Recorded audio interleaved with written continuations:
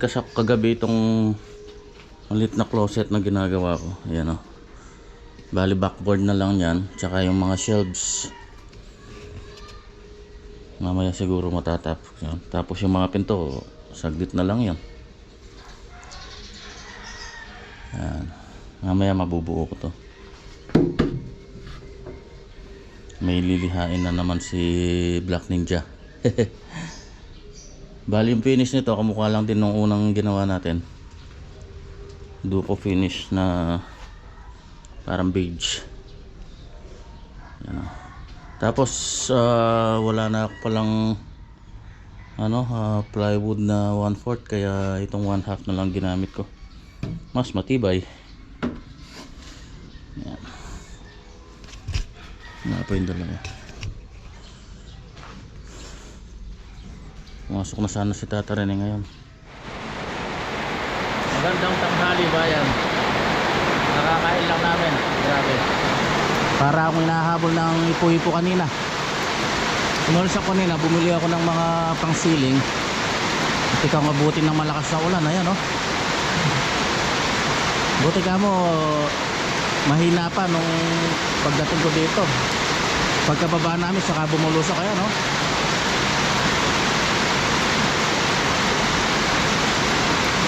Bumili ako ng mga metal paring at saka yung ating tension board.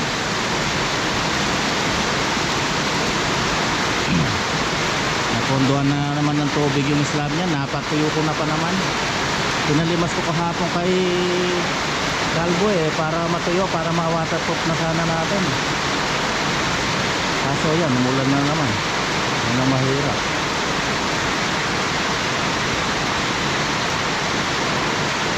Open terrace kasi yan walang bugo, kaya asahan na natin yan na laging pupondo ng tubig. Pero pagka may tiles na yan, siyempre may slope na yan, papatakbo dun sa drain, wala naman pupondo yan. Pero ngayon wala pa kasing wala pang slope, kaya pamamahayin talaga ng tubig. Tsaka yung drain natin, mataas pa yung tubo, hindi pwedeng putulin yun hanggat hindi nakukuha yung tamang levelasyon ng baka mabitin yung yung tubo kailangan maputol yun pagka nag-tiles na tayo, saka ilalagay yung floor drain. Palilimas ko na naman yan, naipon na naman yung tubig yan. Pero ang kagandahan, wala siyang nag-leaks. Kasi may tayo dyan may Sahara. Wala kang makikita ang mga bumabakat sa ilalim ng slab.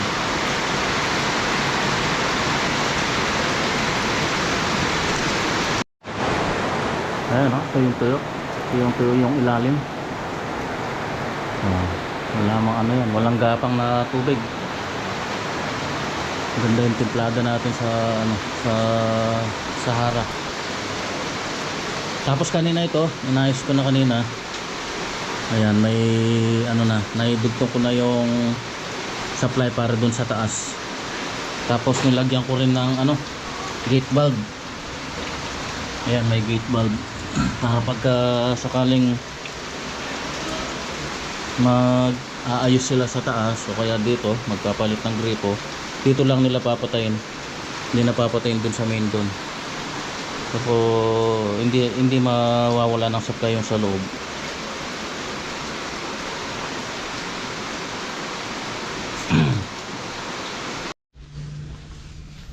Ay, init ngayon.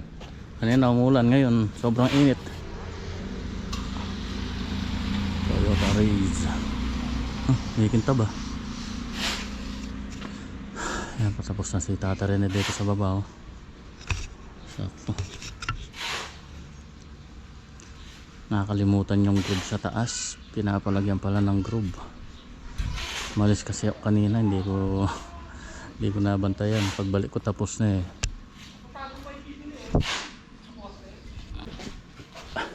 nakapag ceiling frame na ako. Ayan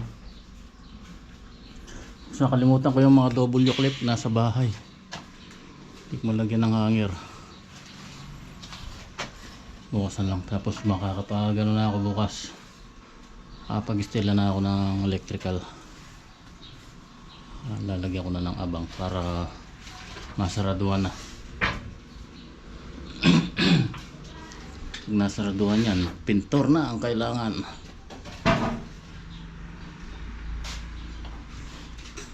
Ay naku, napakainit. Ako lang mag-isang kumakana ng mga pastillas na to. Ito ladder lang ang gamit ko.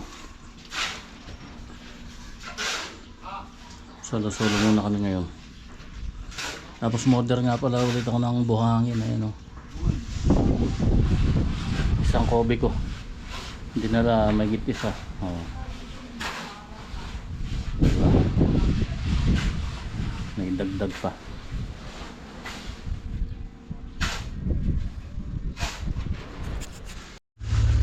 Ayan, nakatapos na naman ng maghapon. Aroy, lobat. Grabe. Nandito tayo sa kubo. Nadali yung mga manok natin. Mga ano pa lang yan, mga maliliit pa lang. Tsaka isang inahin. Mga wahayop na mga aso na yan. Yan, kung naalala nyo yung mga ito, wakwak yung likod, oh. Ayan, oh. Kaika-ika.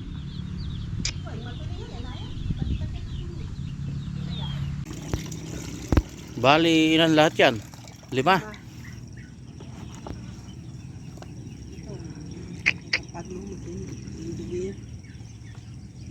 Yan, nadali na tayo ng 5.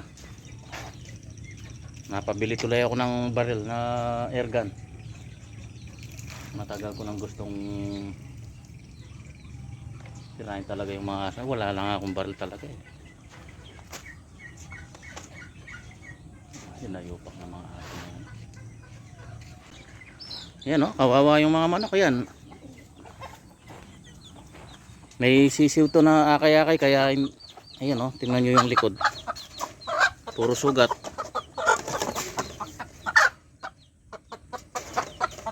Yung isa kawawa, yung isang itim.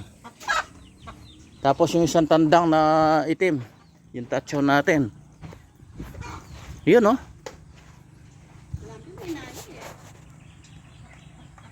Yan, oh.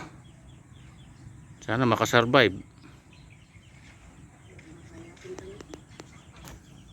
Tapos yung isa na may may akay na sisiw din. Wakwak din yung likuran.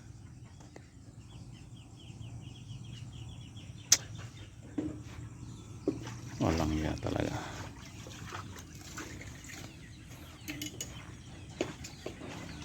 Buti na lang at may mga nakakulong tayo dito.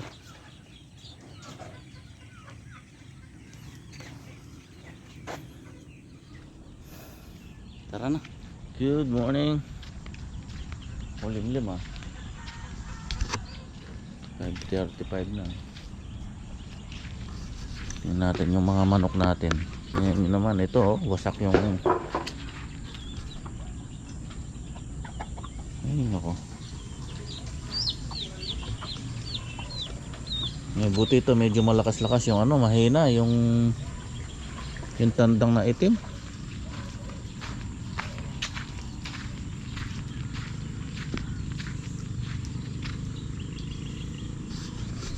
May in-order na ako na airgun na i-deliver mamaya.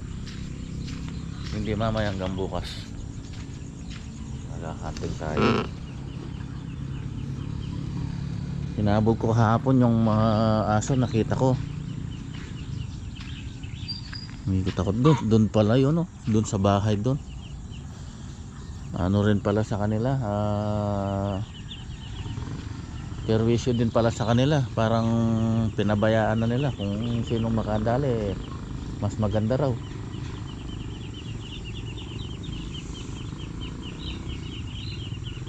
Talaga perwisyo, hindi lang talaga na-champuan ng mga dito. Pinaghahabol ko kahapon doon, umiikot pa ako doon. 2 beses ako nagpabalik-balik dito. Pinagbabato ko lang, wala naman akong baril. Hindi ko rin natamaan. Yung isa nga bumalik pa rito eh.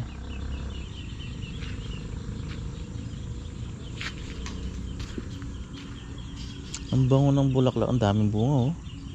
Mga bunga na yan, no? Ang bango ng bulaklak ng ano, amoy sampagita. Parang nakaamoy ng sampagita.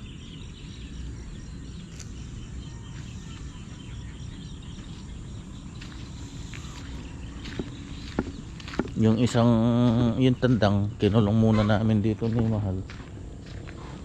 Andyan? Suya? Din mo yan kanan.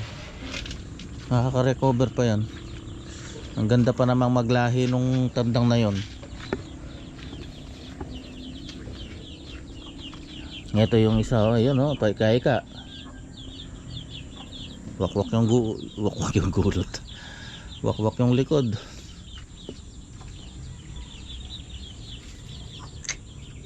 Nawala yung mga malalaki natin na ano, na mga sisiw na pinapalaki. Lahat ng mga pwedeng ano na talaga ng aso na yan. Ilan na lang, yun na lang natira, oh. Buti nakaligtas yun. Ayan, oh, may karga akong bato kahapon. Ayan, hinahabol ko. Hoy, sakay ka na doon, alis na tayo. Ay, yung ano pala, dadalhin ko. Dalhin ko nga pala itong hagdan na kawain. Hala na. Ito pala. Lalayap. Kaya buklak yan. Lumal babo. Ayan, good morning ulit.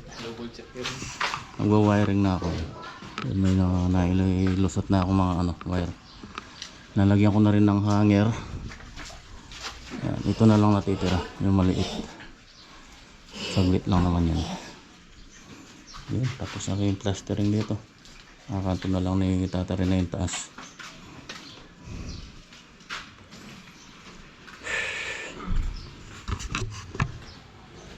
Andito na si Jason. Kahapon wala eh. Sumakit daw katawan. Break time muna tayo. Last dish na. Ayan na. Patapos na ako kaso kinulang yung ano, flexi hose. Mga mga 10 metro siguro. Yung sa ano na lang mga pinlight dito. Yan yun. Ha? Tapos ito na yung poste na in-extend natin para dun sa gate. Mga 12mm na lang ang ginamit ko dyan. Ayan, ito pa. Oh, kain muna. Ang babahay-bahay yung dalawa. Dito na tayo sa kubo. Biglang bumuhos yung malakas na ulan kanina doon sa project. Hindi na ako nakapag-vlog dahil nung pauwi kami medyo umaambon na kaya pinaspasan namin yung pag-uwi. Pagdating dito hindi naman umulan, no? Doon napakalakas. Lakas pa ng hangin. Hindi na ako nakapag-update kanina doon sa ginagawa natin eh. Yung isang nadali, oh, paika-ika, kawawa.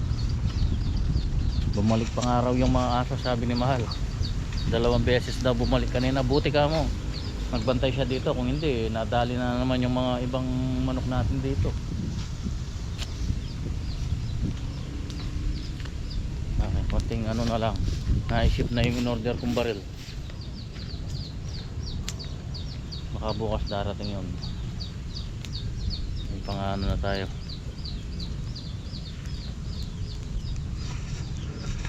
Pinapatira na talaga nung may-ari kung sino raw ang makakadali eh. Walang problema. Sila rin eh, problema daw nila talaga.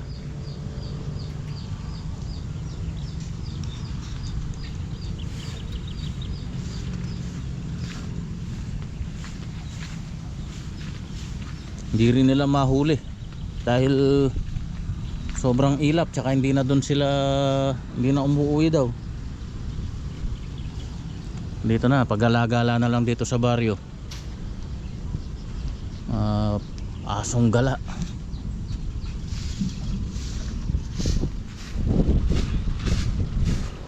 Malapit nang mamunga itong mga guyabano natin, oh.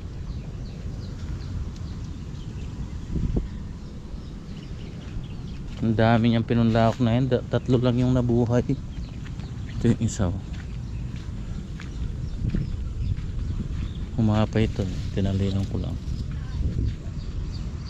Yung duhat, dalawa.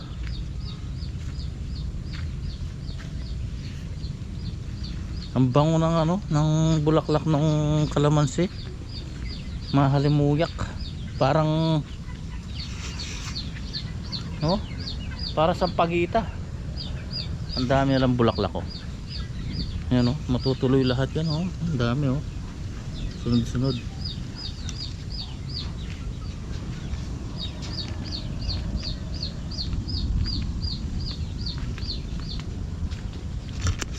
Ayun, o siya. Dito na po tapusin yung vlog natin para sa araw na to. Maraming salamat po sa inyo lahat. Shoutout po sa mga patuloy na nakaantabay po sa ating pong mga upload. Yan, yung mga gustong mag-inquire, PM lang po sa aking Facebook Messenger, Facebook account. Bukas, bye bye. Ingat po tayo lagi. God bless us all.